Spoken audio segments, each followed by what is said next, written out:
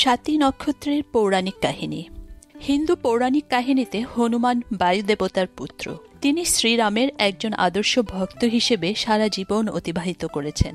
হনুমান সাহসিকতা এবং ভক্তি এই দুটি গুণকে রিপ্রেজেন্ট করে মানুষের জীবনে, যেগুলি আমরা সবসময় স্বাতী নক্ষত্রের মানুষের মাঝে দেখতে পাই। মহাকাব্য রামায়ণ অনুসারে অঞ্জনা শিবের উপাসনা করে তার কাছে সন্তান চাইলেন। একই সময়ে অযোধ্যার রাজা দশরথ পুত্রকামনার যজ্ঞ করছিলেন সন্তান লাভের জন্য।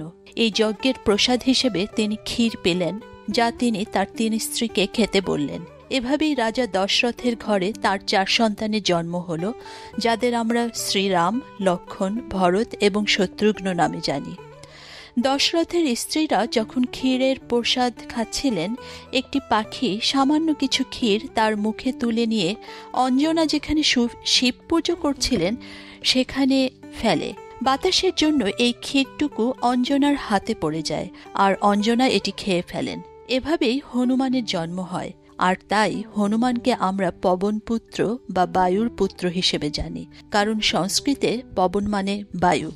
স্বাতী নক্ষত্রের জাতক জাতিকার মাঝে হনুমানের গুণগুলি খুব ভালোভাবে দেখা যায়।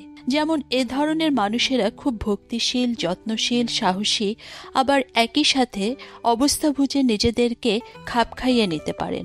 হনুমানের চরিত্রের মাঝে একজন আদর্শ ভক্তের যা যা গুণ দরকার আমরা সবকিছু পাই, আর তাই স্বাতী নক্ষত্রের মানুষের মাঝেও আমরা দেখি তারা যাদের প্রতি বা যে বিষয়ের প্রতি ভক্তি পোষণ করেন, সারা জীবন সেটি মেনটেন করেন অনেক প্যাশন দিয়ে। এই গুণটি তাদের জীবনে বিশাল সফলতা এনে দিতে পারে, কারণ এটি তাকে তার লক্ষ্যের প্রতি অবিচল ফোকাস রাখতে সাহায্য করে।